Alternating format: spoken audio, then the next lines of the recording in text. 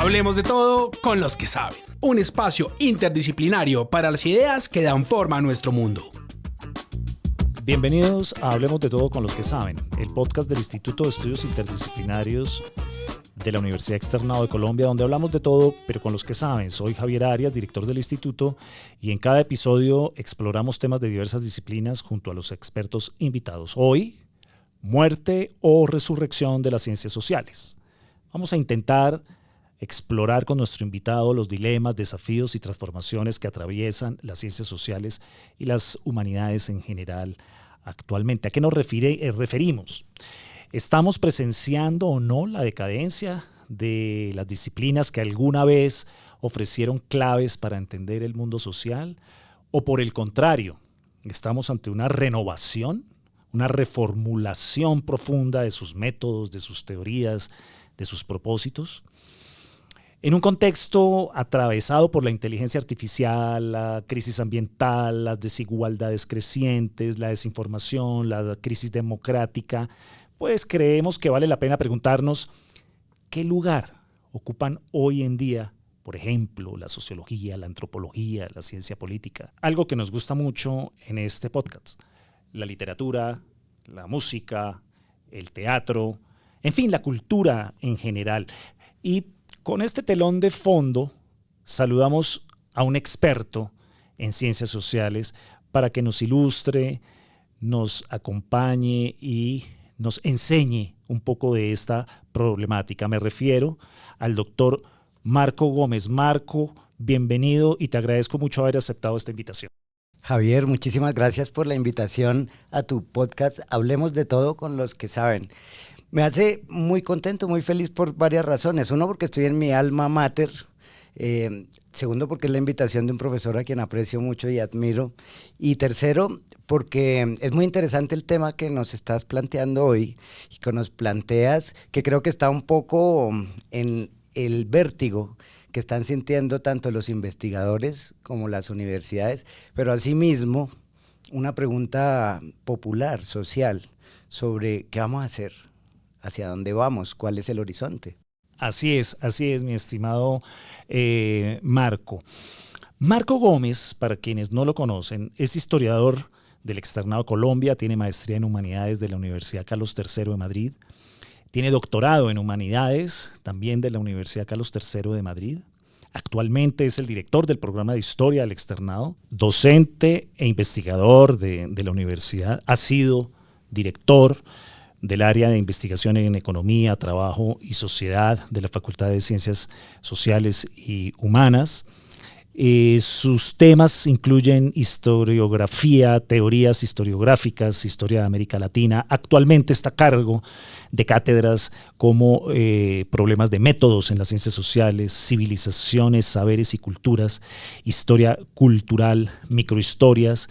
Su enseñanza se despliega no solo en el pregrado y en el posgrado, sino también en el doctorado de ciencias sociales, entre ellos con enfoques estructuralistas en la historia, y también tiene un secreto que me encanta develar, y es que es un músico consumado, y ya hablaremos de esto con el doctor Marco Gómez.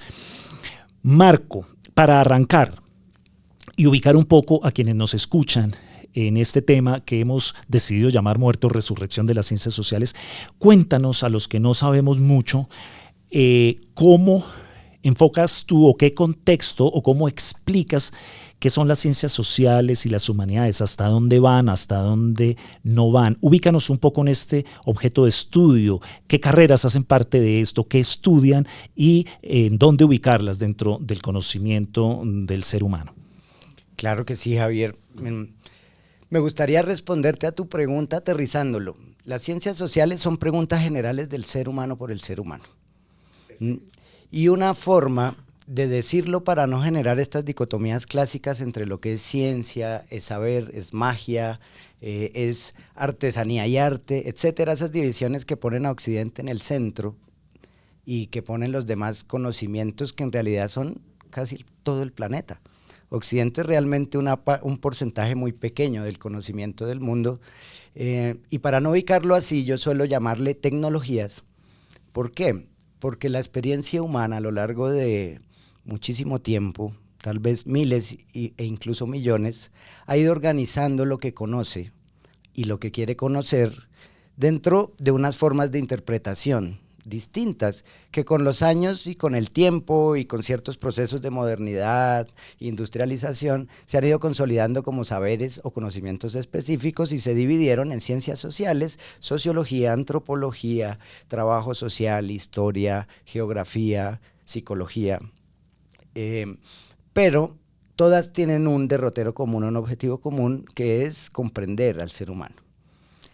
¿Desde cuándo se ha comprendido o ha intentado o ha buscado comprenderse el ser humano? Desde siempre. A través de la religión, a través de la mística, del esoterismo, de la tecnología, de la sociabilidad, del lenguaje y algunas otras manifestaciones que podrían estar estancadas en una rama del conocimiento, pero que no son más que la expresión de la vida humana. Por tanto, el objeto o el fin de las ciencias sociales es el ser humano. Excelente. Pues aprovecho para tomar algunas cosas que acabas de decir e ir profundizando. Entiendo que si estudia temas como el pensamiento religioso o filosófico, mítico, el jurídico, donde tú también has incursionado en la Facultad de Derecho con mucha solvencia, significa que las ciencias sociales tienen el privilegio de poder explicar todo eso, a diferencia, por ejemplo, de las ciencias naturales. Es las ciencias sociales donde tenemos ese horizonte para poder estudiar, por ejemplo, el pensamiento mítico. Buenísima pregunta, Javier. Ahí, a partir del siglo XIX, por la búsqueda de modelos científicos empírico-positivistas, que me atrevería a decir, y no hay ningún problema en decirlo, son modas científicas que se instauran como formas hegemónicas de conocer. ¿Qué intentaron las ciencias sociales? Parecerse a las ciencias naturales. Incluso toman el nombre de ciencia. Claro, por eso en nuestra facultad tenemos un apellido que parece jerárquico, pero ojalá no, que es Ciencias Sociales y Humanidades. Claro. Entonces, vamos a ver, por ejemplo, en la universidad donde yo estudié los posgrados, el doctorado es en Humanidades.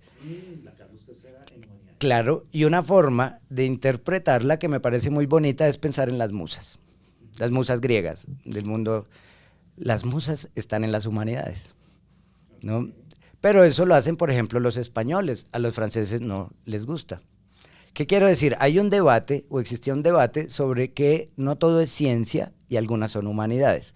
Por ejemplo, ¿por qué historia para algunos es humanidades? Porque tiene un mar de interpretación narrativa en el que la literatura interfiere sobre el conocimiento. Entonces dicen, tiene mucho de literatura, tiene mucho de interpretación, hay una imposibilidad material de viajar al pasado, por tanto, dejémosla en humanidades. O sea que tiene un pie en las artes. ¿Ya? Antropología, sociología, que nacen en el siglo XIX como concepto, como denominación, porque pensar sociológicamente es tan antiguo como el ser humano. Pero la disciplina, hay algunos hitos fundacionales como Comte o el mismo Durkheim, que ya comienzan a llamar sociología, el estudio de la sociedad. Estas se inscriben en esa pregunta sobre ser ciencia, entonces quieren ser ciencia a toda costa.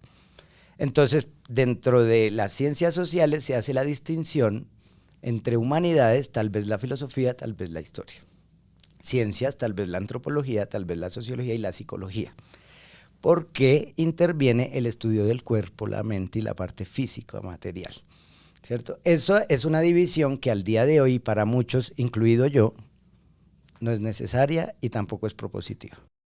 Valiosísima esa aclaración, porque muchos hemos siempre mantenido esa creencia, y me involucro en ellos, de que las humanidades están más volcadas hacia el ser humano en su sentido existencial e individual y subjetivo, ¿no? Y ahí nos enseñan que la literatura, ¿no? Que la filosofía, pero tienes toda la razón. Y que las ciencias sociales están más en la búsqueda de explicar cómo funciona la sociedad. Entonces las dividen, casi que una es más comunitaria y la otra es puramente individual, pero estoy totalmente de acuerdo. Es una división incluso un poco tonta, ¿no? Porque, Total, porque esa improductiva, frontera, además. exacto, improductiva, porque es como si la filosofía fuera una actividad, por ejemplo, pura y exclusivamente individual, cuando no hay filósofo que no haya terminado su filosofía en una propuesta social Totalmente de acuerdo. y gubernamental o democrática. O que tenga un grado de subjetividad. Claro, o viceversa. Buenísima esa aclaración, porque esa era una de mis preguntas, que me ayudaras a diferenciar las ciencias sociales de las humanidades y pues queda despejada de entrada. Permíteme volver sobre el pensamiento religioso, filosófico, jurídico, el pensamiento mítico. El pensamiento mítico, después de muchos años de estar en la praxis, en el derecho, en la docencia, en mi opinión, termina siendo muy actual, termina siendo muy cercano, pero a nosotros, a los que pasamos por programas demasiado esquemáticos, nos lo mostraban como algo prehistórico, como algo que era del pasado, un tanto irracional del ser humano.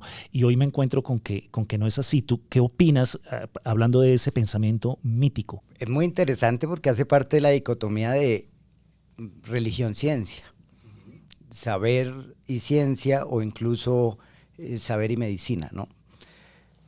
¿Qué no es de la ciencia un pensamiento mítico o religioso, ¿no? Desde el punto de vista filosófico es bien complejo dividir un pensamiento mitológico religioso de un pensamiento científico, cuando entramos sin prejuicios egocéntricos. ¿Qué quiero decir? Que la mayoría del planeta no opera, ni vive, ni socializa a partir del pensamiento científico occidental. Pero nuestro eurocentrismo heredado, porque tampoco somos ni europeos, ni somos el centro hegemónico, nos hace pensar que la totalidad es mayormente occidental y científica. El pensamiento mítico religioso puede ser deconstruido o estudiado o diseccionado por muchos factores. Por ejemplo, la relación entre el pensamiento mitológico y la mente. Si quisiéramos hacerlo desde las neurociencias, podríamos ver la conexión entre el hipotálamo, el córtex y el ganglio cerebral y ver cómo la memoria necesita de razones no experimentales para poder vivir. Por ejemplo, construyes una casa durante 10 años y eres víctima de un tornado y te sientes triste, era para tu familia, te sientes maldito, te sientes desafortunado. ¿Y qué información puede tener tu hipotálamo sobre las causas de lo que ha sucedido? Tal vez una respuesta mítica o mitológica o religiosa es una respuesta consecuente con la tranquilidad. Por ejemplo, es un destino, o por ejemplo, es Zeus un poco caótico hoy. La razón es posible, es formal y es útil en términos de la estructura cerebral. En lo que llamamos memoria. La memoria necesita razonar para poder vivir, para no estar en un estado esquizofrénico. O podemos ver cómo el pensamiento mitológico y el orden mitológico regula relaciones sociales que permiten, por ejemplo, ser justas o más justas. Pero también podemos utilizar la religión como un instrumento de violencia, un instrumento de marginalización o un instrumento de homogenización. Para las ciencias sociales serias, por ejemplo, resulta sospechoso la búsqueda de que seamos iguales. Parece que históricamente produce conflicto. Entonces, puede ser un instrumento, pero es una realidad humana y por tanto hace parte de las cosas que quisiéramos y podemos entender. Importantísimo para no entender el ser humano como una cronología lineal. Los que estudiamos filosofía, por ejemplo, arrancamos estudiando filosofía, diferenciando el pensamiento mítico del pensamiento racional y nos plantan ahí a Sócrates, a Platón y a Aristóteles como los liberadores del pensamiento mítico y los que introducen a Occidente en el pensamiento racional. Puede que sea una manera didáctica y cómoda de explicarlo, pero el pensamiento mítico, religioso, filosófico, todos estos pensamientos subsisten, permanecen, están ahí mezclados en la forma de ser del individuo. Bueno, estamos con Marco Gómez, hablando sobre las ciencias sociales, sobre las humanidades, si realmente están de capa caída, están muriendo, o por el contrario, se están resurgiendo y se están reinventando. Marco Gómez es historiador, tiene su maestría en Humanidades de la Universidad Carlos III de Madrid y su doctorado también en Humanidades en la Universidad Carlos III de Madrid. Marco, se me ocurre pasar a un tema que todo el mundo exige de la juventud, exige del ser humano, exige de los mayores de edad, lo exigía puntualmente Kant cuando decía que uno se debe bastar a sí mismo con su propia razón, que es lo que se conoce como el pensamiento crítico. No comer enteros, ser agudo, analizar. El pensamiento crítico es una idea muy recurrente en las ciencias sociales. ¿Qué tan importante es y a qué nos referimos cuando le exigimos a nuestros congéneres que tengan un pensamiento crítico? ¿Tú cómo lo explicas? Muy interesante la pregunta, porque el pensamiento crítico se cultiva. No en el sentido de la alta cultura, se cultiva es que se demora, hay que tener paciencia, hay que echarle unos abonos, hay que darle un alimento, agua. Por tanto, el pensamiento crítico se entrena. ¿Cómo se entrena? Es bueno pensar en la metáfora del taller. Si yo quiero hacer sillas y tengo un serrucho y un martillo, mis sillas van a ser de la misma forma, cuadradas, y van a ser las últimas. Pero si tengo un torno, tengo un cincel, tengo muchas otras herramientas, yo puedo creativamente generar otro tipo de figuras, otro tipo de estéticas y de formas. El mundo está hecho de diversidades, de divergencias y de interpretaciones. Por eso, comprenderlo no es leerlo, es diseccionarlo, es empatizarlo, es ser otro, es epistemológico. Un pensamiento crítico parte de la idea de que yo no puedo ser el otro y no puedo entender y comprender al otro siendo el otro.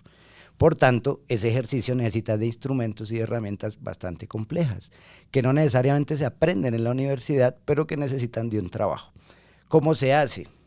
Hay que leer, sí, hay que hablar también, hay que cooperar, hay que ver arte, oírlo, hay que sentir, hay que amar, hay que teorizar y hay que conocer.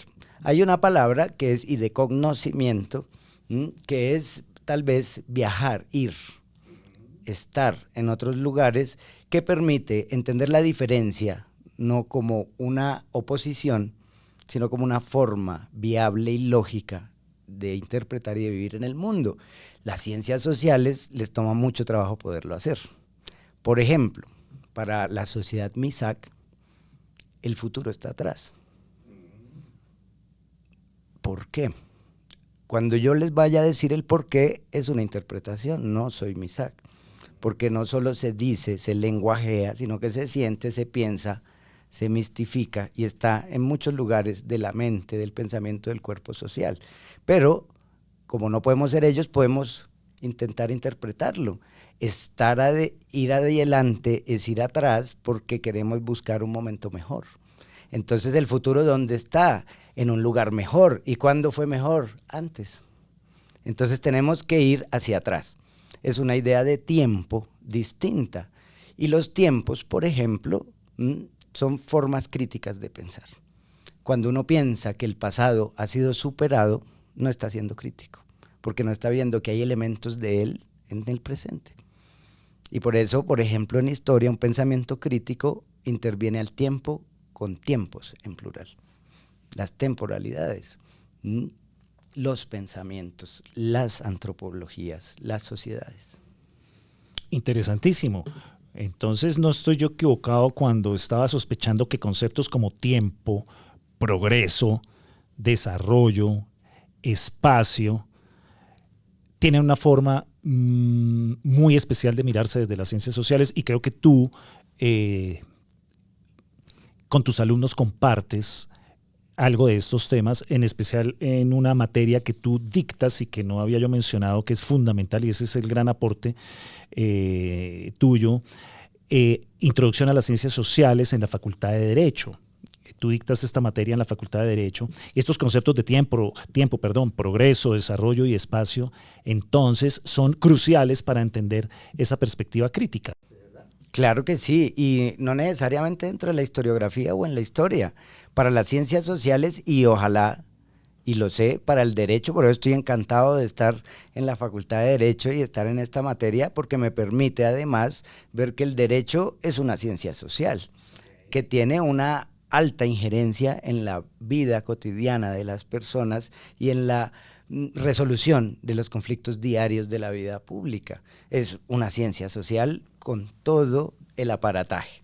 Por eso, tal vez en ciencias sociales nos conviene aprender algo de derecho, ya que no podemos compartirlo del todo, y en derecho aprender algo de ciencias sociales. A lo mejor el derecho ha sido más consciente y tiene incluso asignaturas muy concretas de sociología jurídica y de otras que ya plantean el cruce necesario. Pensar críticamente es pensar en un ejemplo concreto en que los tiempos no van hacia adelante. Uno, porque el tiempo es relativo a la pregunta, a la sociedad y a la interpretación de tiempo de la sociedad. Dos, porque al decir que algo está superado, estamos dando por hecho que o mejoró o se solucionó. De ahí vienen palabras fuertes como desarrollo, que es ir hacia adelante, pero ¿quién te dice qué es ir hacia adelante? Entonces puedes imponer una idea de ir hacia adelante, como por ejemplo dejar de tomar chicha y tomar cerveza, una de las campañas conocidas publicitarias de Bavaria en su entrada al mercado nacional. No sea indio, no tome chicha. Y no lo digo por hacer una crítica, que sí, que es evidente, pero son formas cotidianas de utilizar el tiempo hacia adelante. ¿Hacia dónde vamos? Modernidad, desarrollo. Miremos a Auguste Comte, hablando de los 3 estadios de la historia. Tenemos uno teológico que lo divide en un pensamiento animista, otro politeísta y otro monoteísta. Es el primer estadio de la historia, pero además está en un plano cartesiano de menos a más, de antes a después. ¿Dónde termina esta línea? En el estadio científico. ¿Y cuál es el estadio científico? Pues el que está Comte en ese momento, que es el origen de las ciencias sociales, pero le está diciendo: Occidente, mi sociedad está adelante. Lo que está atrás, el animismo, está aquí. Monserrate tiene un nombre de un ser, Guadalupe también. Son 2 seres y están aquí hoy día. Eso no pasó atrás. ¿Quiénes son animistas en el mundo? Las sociedades indígenas del planeta. Eso te iba a decir. Entonces, si el tiempo no corresponde a estas categorías objetivas y reales, realmente es un abuso exigir tener claro el futuro. Total. ¿Cierto? Sí. Que es lo que hacemos con nuestros hijos. O sea, piensa en su futuro y defínalo. Y mire qué va a hacer usted cuando las ciencias sociales y el pensamiento crítico nos están mostrando que hay culturas, me corrige si estoy entendiendo bien, estoy tratando de recapitular lo que dices, si hay comunidades en las que no existe necesariamente un tiempo futuro o un tiempo pasado, sino que son construcciones culturales de alguna manera, ¿o no? Claro, Javier, déjame darte un ejemplo. Primero me atrevería a decir que tal vez Occidente es la única. Ah, ok. Claro. Fíjate, perdón, meto la cucharada sí. ahí como para salpimentar un poquito. Fíjate que en alguna oportunidad que me tocó leer a Heidegger, Heidegger, que plantea su problema del ser o la nada, termina en algún momento diciendo que el ser se plantea es en las culturas que tienen el verbo ser. Hay culturas que no la tienen, hay idiomas que no tienen, por lo tanto el problema por excelencia de los filósofos se acaba entre el ser y la nada, porque ese es un problema que usted se puede plantear es en Occidente, no en otras culturas, porque depende es de que su lenguaje tenga esa categoría de ser, o de ser en el futuro o de ser en el pasado. Muy cierto, muy cierto, así como ser, pero bueno, ahora es que Occidente también es bonito, ¿no? A veces también tiene, tiene lo suyo. Claro, bueno, porque también puede pasar dentro de los tópicos de las ciencias sociales que seamos excesivamente críticos con nosotros mismos. A eso iba, sí. Y tampoco está bien. O que pongamos a criticar, y eso veo, y a veces de pronto nos puede suceder, que queremos que los alumnos empiecen a ejercitar su análisis crítico sin antes haber conocido también muy bien qué teorías son las que van a criticar. Claro, total, claro. Y Occidente es hermosísimo en muchas cosas. Ahora, China tiene cosas no tan hermosas en mi opinión, ¿no? En 3.500 años también ha sido xenofóbica, podemos ser un poco tendenciosos con el asunto y tal vez eso por eso nos pone en un tópico, Javier, de que las ciencias sociales solemos un poco, como dicen, patear la lonchera, ¿no? Y en eso, pues eso se aleja del pensamiento crítico y es bueno para poder conocer la otredad, hay que tener un grado alto de conciencia de sí mismo, es muy importante. Ahora, Occidente, por ejemplo, está muy mal interpretado históricamente. ¿Qué es Occidente?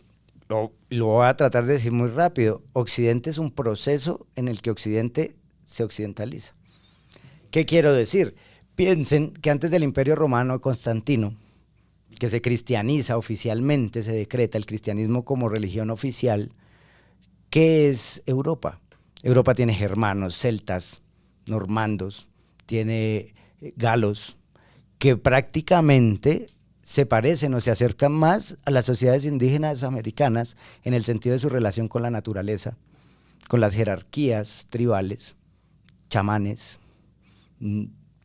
druidas, animismo, relaciones con el bosque y la naturaleza. Entonces, Occidente no es algo que nació siendo Occidente. Occidente es una matriz de situaciones históricas que aún resisten y persisten. Los dragones en Occidente siguen y hacen parte de la cultura celta, indígena celta. Luego la utilizaron para determinar, por ejemplo, la entrada a las ciudades con santos del catolicismo. ¿Qué es la religión católica? Tampoco es occidental si vamos a su matriz. La religión católica que nosotros conocemos se escribió en griego, no en arameo. La noción de infierno no es una noción judía, es una noción griega en la traducción que epistemológicamente no tenía otra cosa que hacer y no podían los copistas y le dan a ciertas categorías infierno o cielo. Incluso creo que el concepto de paraíso y la palabra paraíso tiene que ver mucho con Persia, con algunas figuras persas. De acuerdo, claro. Sí. Eso quiere decir que la primera mala interpretación de la dicotomía occidente, que la dicotomía no es occidente y oriente, porque eso sería reducir el planeta.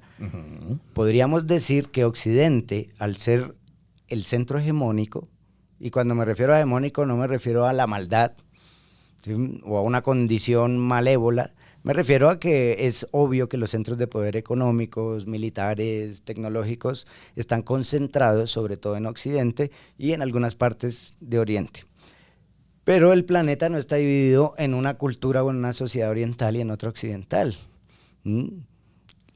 Las sociedades indígenas australianas no son orientales, toda Polinesia, Melanesia, Centroamérica, Suramérica, el resto de Asia, todos los países que terminan en Pakistán, Kazajistán, bueno, esto no es Oriente.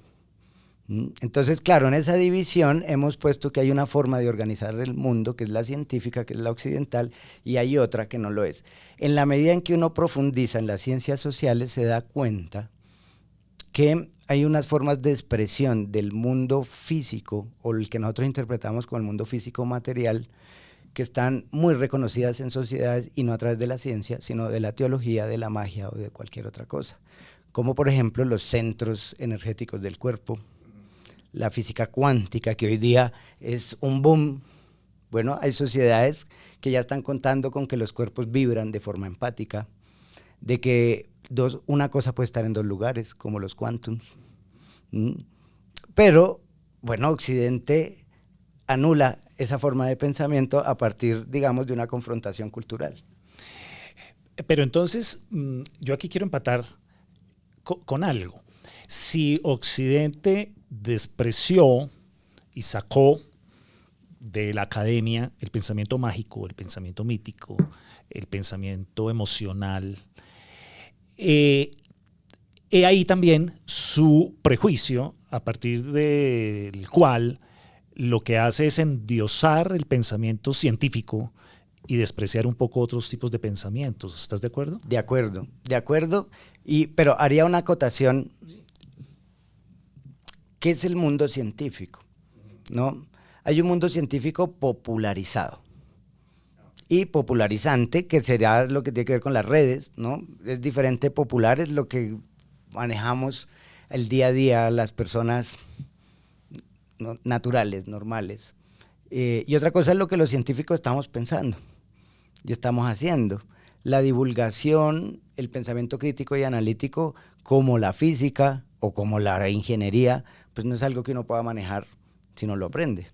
Entonces, la pretensión de que todo el mundo puede pensar sociológicamente o históricamente es un poco exagerada, y tampoco deberíamos demandárselo a la sociedad, porque en reversa sería decir que a lo que nos dedicamos no es algo que necesita de esfuerzo.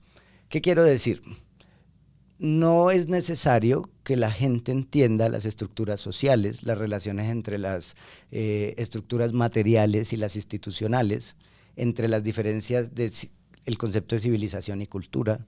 Un ejemplo es hablar con alguien en la calle y decirle la civilización china o la cultura china, tal vez va a pensar lo mismo. Pero para nosotros dentro de la ciencia es diferente el concepto de cultura al de civilización. Entonces, la ciencia desde hace mucho tiempo, a menos de que se encuentre en un estado muy conservador o muy utilizado por la política u otra cosa, entiende que esa dicotomía no existe. La dicotomía tiene que ver más sobre choques de poder, sobre hegemonía, sobre intereses que no son particulares de Occidente, son particulares de los seres humanos. Y el tiempo de Occidente ha sido largo, pero no tanto. Entonces, no podríamos catalogar a Occidente exactamente como algo malvado o algo que se opone sin ningún tipo de autocrítica, porque en el mismo Occidente están las ciencias sociales. Ok, bueno, tú mencionas bastante Occidente. Recuerdo que en la pandemia empecé a pedir libros online, tuve la oportunidad de conocer a algunos historiadores, no sé qué tan profundos son o no, pero tienen grandes tirajes de divulgación como Frankopan o como Ferguson o el mismo Harari. Muchos de ellos se enfocan en tratar de explicar entonces por qué Occidente logró ese poder. O sea, ¿qué explica que Occidente haya monopolizado en algún momento el poder o el conocimiento o el poder político o el poder militar? Tú como historiador, porque es un tema que lo han trabajado mucho los historiadores, ¿cómo explicas eso? ¿A qué se debe? ¿O si es un acto simplemente de poder y de fuerza? ¿O qué elementos se dieron para que lo que algunos llamamos de una manera un poco abstracta Occidente haya generado ese centro de poder que todavía podríamos decir conserva de alguna manera? De acuerdo. Quisiera hacer una acotación antes de responderte, sobre todo porque puedo responder con un autor que tiene un libro que se llama ¿Por qué Occidente? Ah, perfecto. Que es Fernand Braudel. ¿no? Okay. Porque la pregunta es paradigmática, pero además la pregunta responde a muchas cosas. Ahora, la mención a Occidente, no soy una persona que se dedique a la dicotomía de Occidente o no Occidente, precisamente. Y eso, por ejemplo, lo dicto en Civilizaciones, Saberes y Culturas, porque no me interesan las oposiciones como unas formas de ciencia políticas, sino que me interesa caracterizar los actores para que la pedagogía o pedagógicamente la gente pueda entender. Pero no porque yo encuentre un choque absolutamente dicotómico entre las dos cosas, y con eso comienzo a responderte la pregunta, y es que convergen en Occidente situaciones geográficas, culturales, casuales, que tiene que ver, uno, con que Europa Occidental se encuentra en un punto en el Mediterráneo de intercambio. La ruta de la seda llega casi hasta Portugal. Si vemos, han pasado por 3 o 4 imperios milenarios. Pensemos, por ejemplo, en el mundo árabe. En la salida con Boabdil en 1495-96, si no me equivoco, quiero decir, el álgebra, las matemáticas, la geometría. Luego un mundo que se corre hasta Macedonia, que luego irradia a Occidente en sus relaciones con Egipto, el mundo griego, que el mundo griego, si pensamos desde el punto de vista geocultural, está más de Oriente que de Occidente. Claro, y la filosofía surge en la parte jónica, que es lo que hoy es Turquía. La ribera, sí, la playa de Turquía. Claro, lo que pasa es que Occidente se lo apropió. Correcto. ¿No? Se lo apropió. Pero incluso es divertido, pues es muy diciente, pero es muy divertido ver los colores reales de los templos y de las edificaciones y de la ropa y del maquillaje griego. No era blanco. Rojo, amarillo, negro, maquillados en los ojos, con las salidas de gato, ¿no? Una cosa que si lo vemos parece más Turquía, parece más Egipto también. Egipto. De hecho, las matemáticas, los griegos iban a estudiar la era de Claro, Egipto. claro. Luego, la parte, por ejemplo, egipcia que conocemos es tolemaica, que es griega, ¿no? No es la del mundo egipcio de los otros 3000 años. De acuerdo. Entonces, ¿qué quiero decir con esto? El mundo de Occidente es un mundo de cruces de muchas poblaciones, de muchas civilizaciones, de muchos saberes, y eso conduce a un lugar potente. En resumen, ¿qué quiero decir? Y esto es algo que se podría aplicar incluso desde el punto de vista de la ética política, y es que la diversidad es poderosa. Perfecto. Eso tiene que ver entonces con que uno de los cursos que tú dictas se llama Civilizaciones, Saberes y Culturas. Cuéntanos, para los que no somos muy expertos en las diferencias y que en Colombia hoy en día es muy común la palabra, ¿a qué nos referimos cuando hablamos de saberes? O sea, porque uno habla de civilizaciones, ¿verdad? ¿Qué son los saberes? Claro, yo lo cambiaría, pero lo hemos dejado durante 20 años el nombre, a pesar de que hemos cambiado otras, porque induce precisamente a una crítica de inmediato. Hay 3 formas de agrupación humana que parecen entenderse en ese nombre. Uno que es la civilización, otro que es el saber y otro que es la cultura. En el uso habitual, común, coloquial, cotidiano, le decimos civilización a estos conglomerados de personas que tienen elementos tecnológicos, monumentales, escritura. Entonces, la civilización son esas aglomeraciones de seres humanos potentes, ¿no? Eso es un error. Pero se utilizó el sinónimo de civilización con avanzado, con desarrollado. ¿Quiénes los hacen? Los viajeros del siglo XIX que ven ciudades parecidas a las suyas y entonces consideran que están cerca de ellos. Cercas de lo moderno, pero no lo lograron, pero estaban cerca. Mire, tienen pirámides, tienen mercado, tienen escritura. Lo demás es prehistórico, no es civilizado. Saber es una noción que se dio en principio con buenas intenciones, hoy día puede ser cuestionable, para denominar aquellas formas de conocimiento que no hacían parte de la ciencia, pero que operaban con regularidad en la vida humana, pero que categorizaban esas formas finalmente o indígenas, de poblaciones no científicas. Entonces el saber podía ser el chamanismo, la medicina, acupuntura, una ingeniería básica, ¿sí? La construcción de malocas, son saberes, pero no es ciencia. Entonces era una forma, para entenderlo un buen ejemplo es arte y artesanía, música clásica y música popular, ciencia y saber, y cultura, que se utilizó durante mucho tiempo como sinónimo de civilización, hasta que se dirimió el asunto conceptual.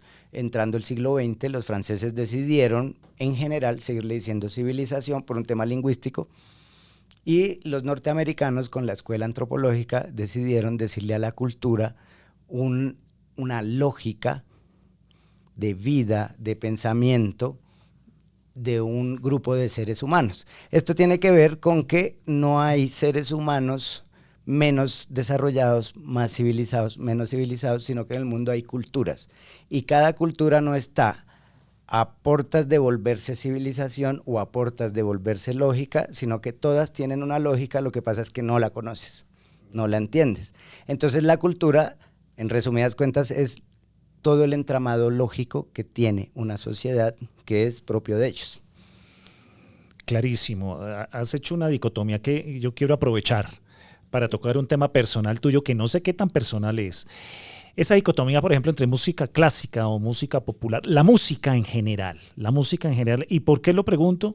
Porque el profesor Marco Gómez, además de ser un gran historiador, de ser doctor en humanidades de la Carlos III de Madrid, de dirigir el programa de historia, sé por ahí que es un muy buen músico, que produce música y que trabaja en música. Cuéntanos algo de eso y también de la música dentro de las ciencias sociales o de las humanidades. ¿Por qué no está ahí? ¿O por qué en otras o en muchas universidades es una carrera aparte o debería estar allí? ¿Cómo ves la música? Y cuéntanos un poco de tu experiencia. ¿Qué tocas? ¿Qué cantas? ¿Cómo es eso? Chisme. Aquí te estoy poniendo en evidencia.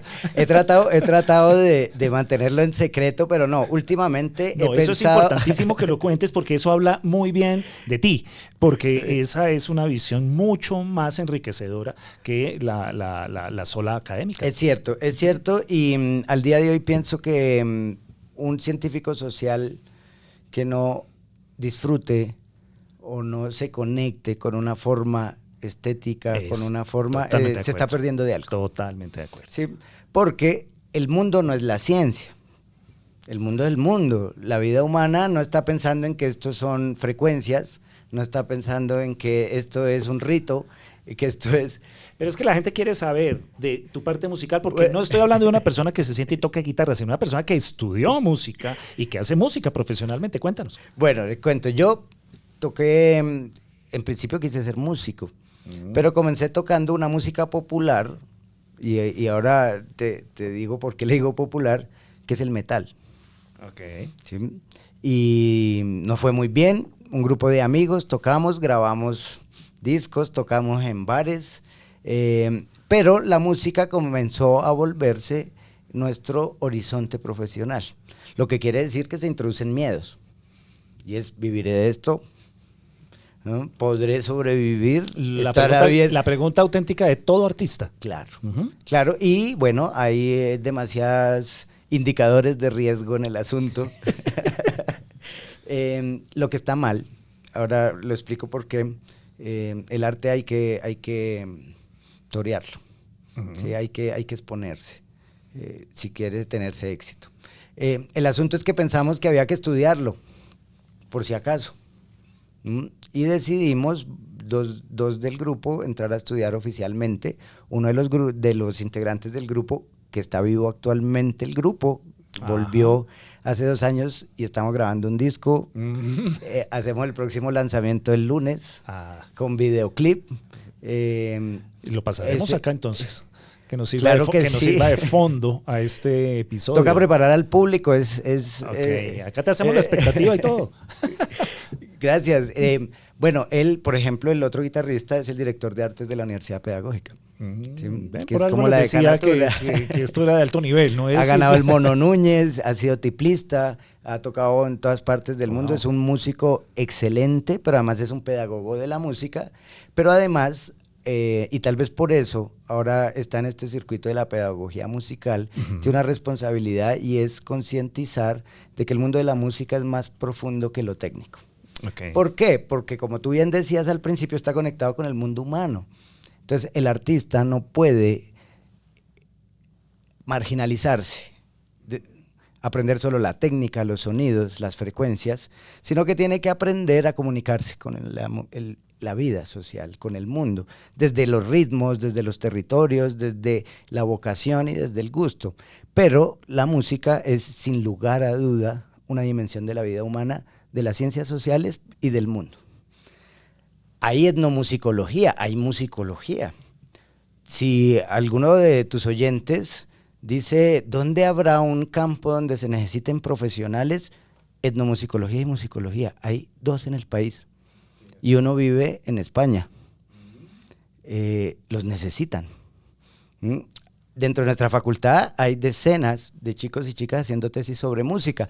¿Por qué? En la música hay resistencia, en la música hay identidad, en la música hay asociatividad, cooperación, claro, diversión. Ahora, la música resultó siendo un complemento muy importante para mí en ciencias sociales.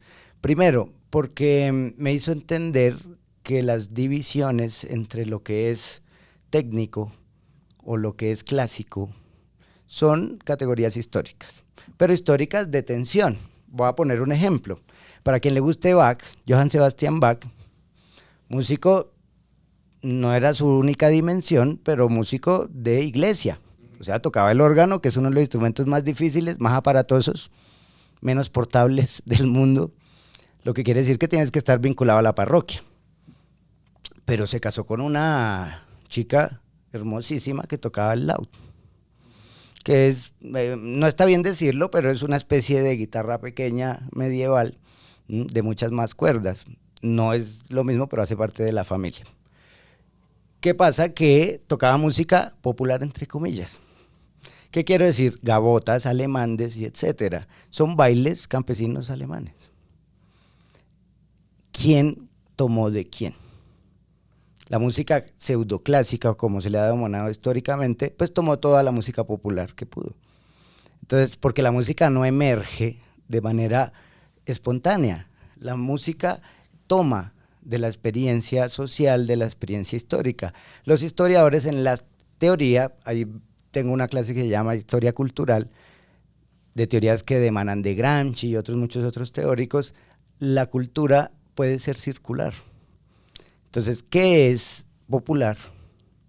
¿Y qué es clásico? ¿O qué es escolástico? ¿O qué es ortodoxo? Realmente cuando hacemos un estudio serio, no encontramos tan claro. ¿Qué consumía? ¿Qué oía Beethoven para hablar de tópicos de la música clásica? Ya hablé de Bach. Bach toca burrés, alemanes y gavotas. Es música campesina. Y así podemos encontrar que las relaciones, por ejemplo, entre el rock de los 70s, Deep Purple, The Who, Led Zeppelin, The Kings, pues está emparentado no solo con el folk irlandés, sino con la música clásica.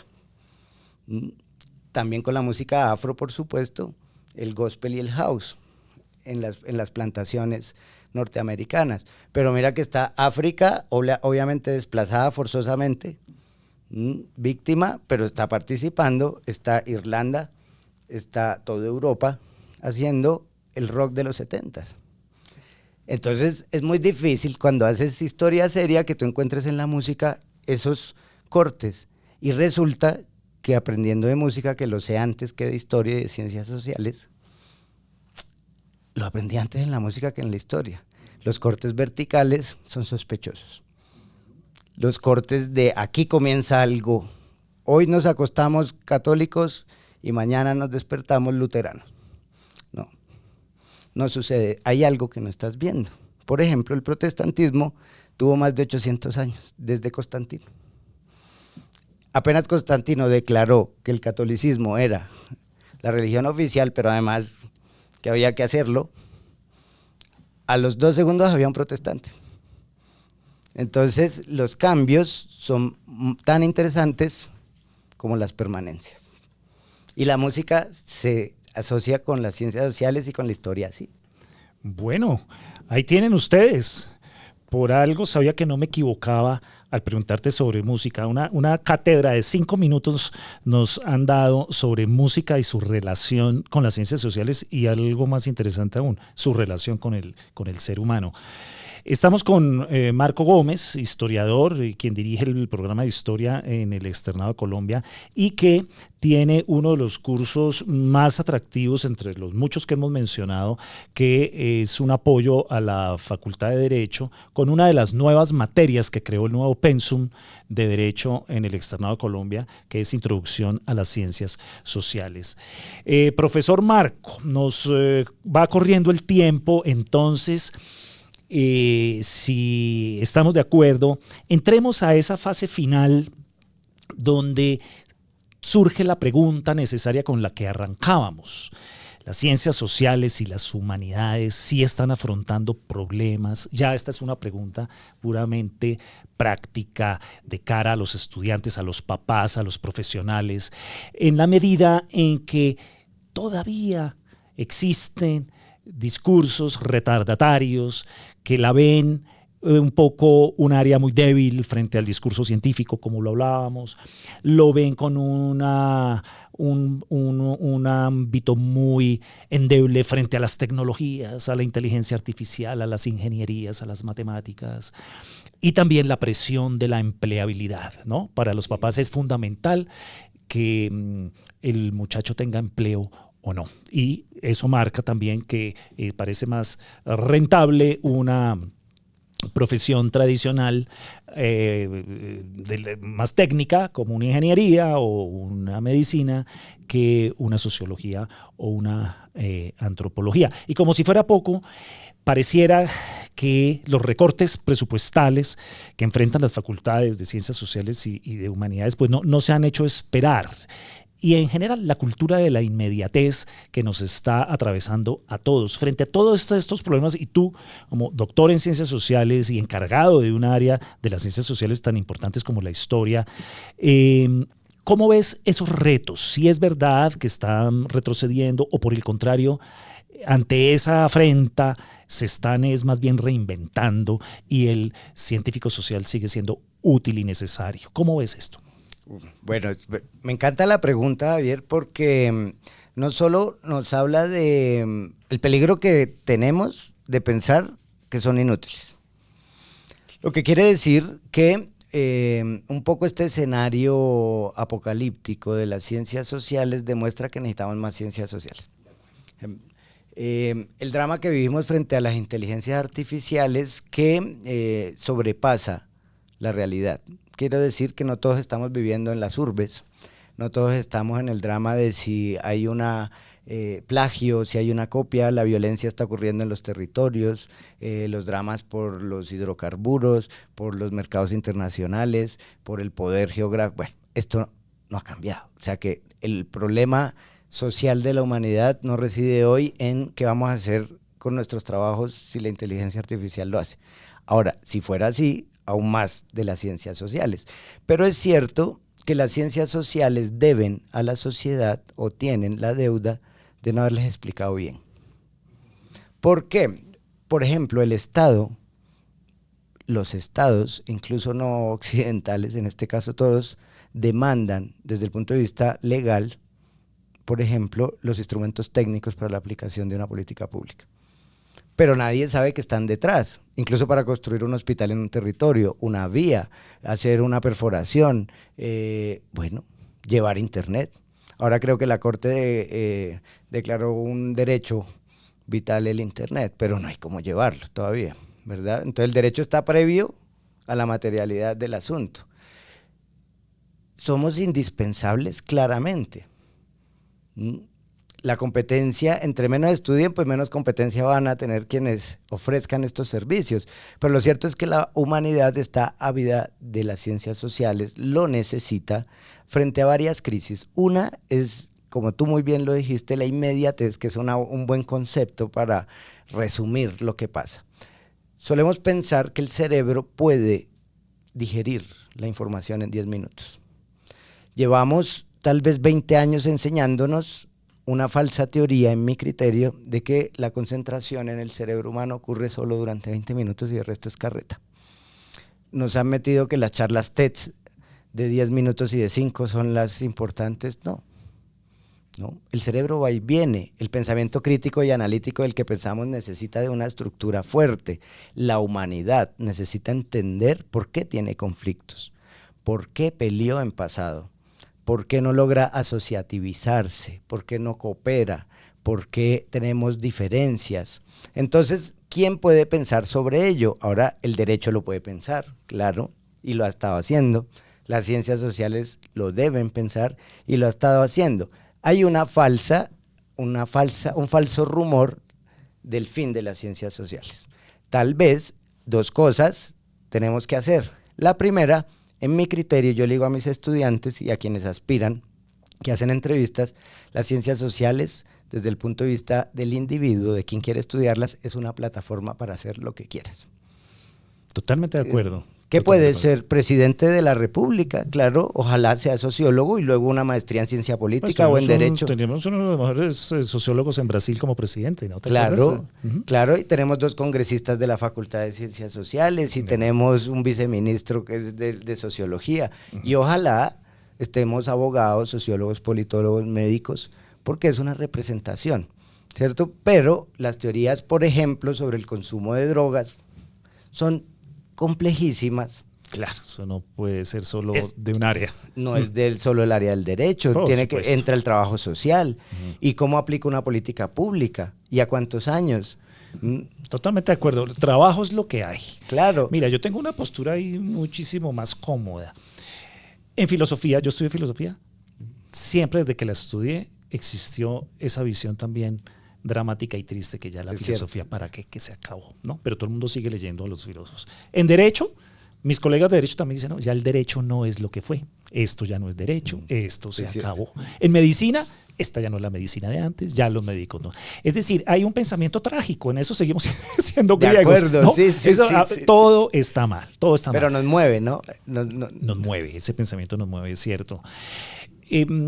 Bueno, mi estimado profesor Marco Gómez, llegamos al final, agradecidísimo, se pasó volando, se me quedaron muchos más temas en el tintero, te invitaré a un segundo episodio, pero mil y mil gracias por haber compartido tu conocimiento en Hablemos de Todo con los que saben.